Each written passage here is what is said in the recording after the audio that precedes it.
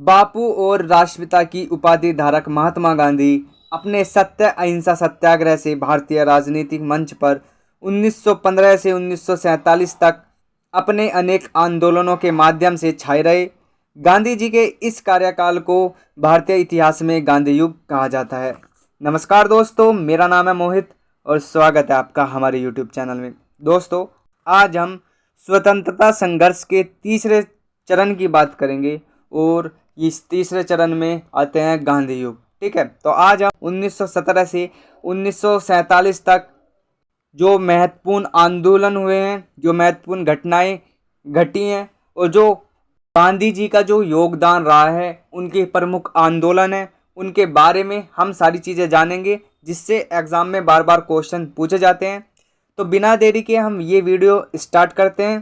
देखो, महात्मा गांधी का जन्म 2 अक्टूबर 1869 को पोरबंदर गुजरात में हुआ था और इनके पिता का नाम करमचंद गांधी था। इनकी माता का नाम पुतलीबाई गांधी था।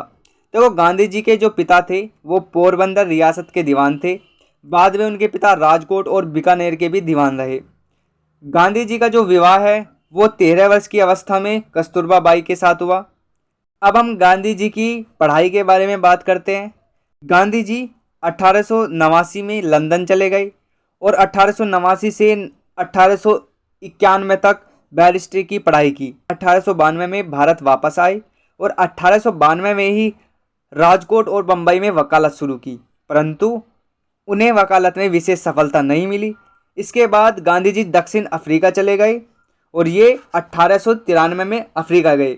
ठीक है, 1893 में दक्षिण अफ्रीका जाने के बाद 1915 को लौटे और 1893 में ये व्यापारी दादा अब्दुल्ला के कहने पर ये दक्षिण अफ्रीका जाते हैं। तो दक्षिण अफ्रीका में इनके साथ एक घटना घटती है।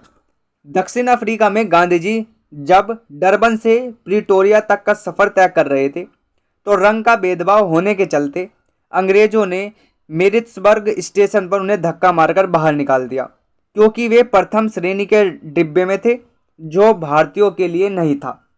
इस घटना के बाद गांधी जी ने अपना लक्ष्य बदला और दक्षिण अफ्रीका की सरकार के एशियाटिक रजिस्ट्रेशन एक्ट का विरोध करना शुरू कर दिया। अंततः क्या होता है, 1914 तक आते आते सरकार ने एशियाटिक रजिस्ट्रेशन एक्ट समाप्त कर दिया।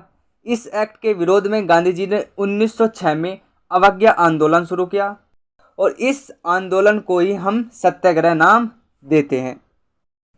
देखो, गांधी जी ने 1894 में नटाल इंडियन कांग्रेस की स्थापना की। 1903 में द इंडियन ओपिनियन अखबार का प्रकाशन शुरू किया। 1904 में फिनिक्स आश्रम की स्थापना की और 1906 में प्रथम सत्याग्रह का प्रयोग किया। 1909 में इन्होंने हिंद स्वराज पुस्तक लिखी। ठीक है, तो ये जो मैं जितने भी आपको सन बता रहा हूँ, जितने भी आपको डेट बता रहा हूँ, ये आपको ईयर्स डेट सब याद रखनी है। ये जितने भी आपको मैं ईयर्स बता रहा हूँ कि कब क्या हुआ, इनसे एग्जाम में बार बार क्वेश्चन पूछे जाते हैं, तो आपको ये ध्यान रखने हैं। ठीक है, देखो, गांधी जी 9 जनवरी 1915 को भारत वापस आए। भारत में सबसे पहले मुंबई बंदरगाह पर उतरे थे। इसी कारण 9 जनवरी को प्रत्येक वर्ष प्रवासी भारतीय दिवस मनाया जाता है। देखो, भारत आने पर गांधी जी की सबसे पहली मुलाकात गोपाल कृष्ण गोखले से हुई थी। गांधी जी गोपाल कृष्ण गोखले से प्रभावित हुए और गोपाल कृष्ण गोखले को ही अपना राजनीतिक गुरु बना लिया। गोपाल कृष्ण गोखले के प्रभाव में ही गांधी जी सक्रिय राजनीति में उतरे थे। गोपाल कृष्ण गोखले महात्मा गांधी के राजनीतिक गुरु हैं, ये आपको याद रखना है। ठीक है, गोपाल कृष्ण गोखले के सुझाव से ही महात्मा गांधी जी ने विभिन्न क्षेत्रों का भ्रमण किया, पूरे भारत में घूमे और भारत को समझा। ठीक है, 1917 में महात्मा गांधी जी ने साबरमती आश्रम की स्थापना की। गांधी जी को भारतीयों ने भर्ती करने वाला सर्जेंट की संज्ञा दी, क्योंकि गांधी जी ने भारतीयों को प्रथम विश्व युद्ध के दौरान ब्रिटिश सेना में भर्ती होने के लिए प्रेरित किया था। भारत में आने पर गांधी जी ने सत्याग्रह के 3 प्रयोग किए। पहला 1917 में चंपारण में, दूसरा 1918 में अहमदाबाद में और तीसरा 1918 में खेड़ा में। तो सबसे पहले हम बात करते हैं चंपारण सत्याग्रह की, जो अप्रैल 1917 में होता है। देखो, बिहार के एक किसान थे राजकुमार शुक्ल, और उनके कहने पर गांधी जी चंपारण गए। क्या कारण था कि गांधी जी चंपारण गए? अंग्रेज द्वारा नील की खेती बंद करने पर किसानों से वसूला गया गैर कानूनी और अवैध टैक्स। इस कारण महात्मा गांधी ने चंपारण के आंदोलन प्रारंभ किया। देखो, जो महात्मा गांधी के चंपारण संघर्ष में सहयोगी थे वो थे डॉक्टर राजेंद्र प्रसाद, जे.बी. कृपलानी, महादेव देसाई, नरसिंह पारिक और मजनून हक। महात्मा गांधी जी के दबाव में चंपारण प्रशासन ने एक आयोग गठित किया, जिसका सदस्य गांधी जी को भी बनाया गया। महात्मा गांधी आयोग को समझाने में सफल रहे कि 3 कटिया पद्धति समाप्त होनी चाहिए और चंपारण के किसानों से जबरन अवैध वसूला गया धन वापस किया जाना चाहिए। अंत में जो अंग्रेज थे, जबरन वसूले गए राशि में से 25% राशि वापस करने पर सहमति हो गए और गांधी जी ने भी इसे स्वीकार कर लिया। इस तरह महात्मा गांधी के सत्याग्रह का पहला प्रयोग चंपारण में सफल हुआ। चंपारण सत्याग्रह के दौरान रविन्द्रनाथ टैगोर ने महात्मा गांधी जी को महात्मा की उपाधि दी थी। इसके बाद अहमदाबाद के मील मजदूरों का आंदोलन होता है 1918 में। तो सबसे पहले देखते हैं कि इस आंदोलन का क्या कारण था।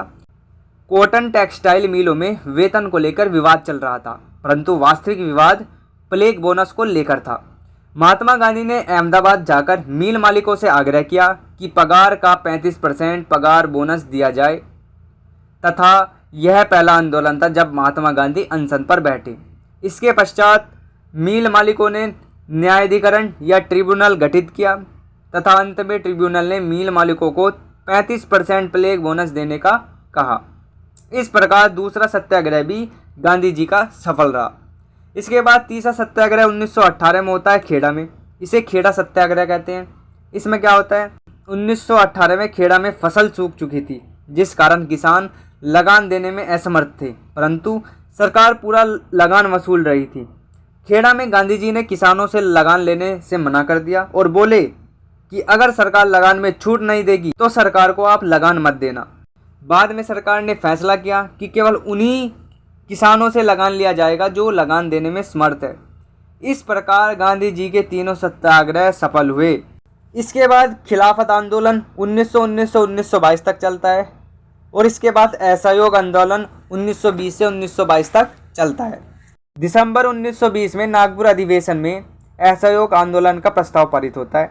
एनी बेसेंट ने जो असहयोग आंदोलन है इसे मूर्खतापूर्ण विरोध का। 5 फरवरी 1922 को क्या होता है, फिर चोरा चोरी कांड हो जाता है और 11 फरवरी 1922 को असहयोग आंदोलन समाप्ति की घोषणा हो जाती है। इसके बाद स्वराज पार्टी को देखते हैं। देखो, स्वराज पार्टी का गठन 1923 में होता है। इलाहाबाद में इसकी स्थापना होती है और चित्तरंजन दास और मोतीलाल नेहरू ने इसकी स्वराज पार्टी की स्थापना की। स्वराज पार्टी का मुख्य उद्देश्य था विधान परिषदों में चुनाव में भाग लेना। इसके बाद गांधी-दास पैक्ट होता है 1924 में। अब हम बात करते हैं सविनय अवज्ञा आंदोलन की, जो 1930 से 1934 तक चलता है। 1930 में जो महात्मा गांधी है वो 11 सूत्री मांग इरविन के पास भेजते हैं। मांगे न मानने पर यह आंदोलन चलाया गया तथा दांडी मार्च 12 मार्च से 1930 से 6 अप्रैल 1930 को दांडी पहुंचकर नमक उठाकर इस कानून को तोड़ा गया तथा उसी दिन से इस आंदोलन की शुरुआत हुई, सविनय अवज्ञा आंदोलन की। इस आंदोलन में 78 सहयोगी थे और 241 मील दूरी तय की गई। इसके बाद हम तीनों गोलमेज सम्मेलन को देखते हैं। पहला गोलमेज सम्मेलन 1930 में होता है, दूसरा गोलमेज सम्मेलन 1931 में और तीसरा 1932 में। तो दूसरे गोलमेज सम्मेलन 1931 में महात्मा गांधी जी ने कांग्रेस की तरफ से भाग लेते हैं, ठीक है। बाद गांधी इरविन समझौता होता है 15 मार्च 1931 को। इसके बाद हम देखते हैं पूना समझौता या पूना पैक्ट। देखो, 26 सितंबर 1932 को गांधी जी और अंबेडकर के बीच पूना पैक्ट होता है और इसमें जो आरक्षित सीट थी वो 71 से बढ़ाकर 147 की गई। इसके बाद 1940 में व्यक्तिगत सत्याग्रह होता है। इसमें जो विनोबा भावे थे वो प्रथम सत्याग्रही थे और द्वितीय सत्याग्रही जवाहरलाल नेहरू थे, जिन्होंने दिल्ली चलो का नारा दिया। इसके बाद भारत छोड़ो आंदोलन 1942 में होता है और 8 अगस्त को अगस्त क्रांति चलाई जाती है, जिसमें गांधी जी और अन्य नेताओं को ऑपरेशन जीरो चलाकर गिरफ्तार किया जाता है और गांधी जी को आगा पैलेस में रखा जाता है। गांधी जी को आगा खां पैलेस में रखा जाता है। तो गांधी जी की मृत्यु 30 जनवरी 1948 को शाम 5:15 पर, जब वह बिड़ला हाउस के प्रार्थना सभा में जा रहे थे, उसी समय उनकी हत्या कर दी गई और नाथूराम गोडसे ने उनकी हत्या की। ये था स्वतंत्रता संघर्ष का तीसरा चरण अर्थात गांधी युग, जो 1917 से 1947 तक चला। ठीक है, उम्मीद करता हूँ ये वीडियो आपको पसंद आई होगी। मिलते हैं नेक्स्ट वीडियो में, तब तक के लिए नमस्कार, जय हिंद।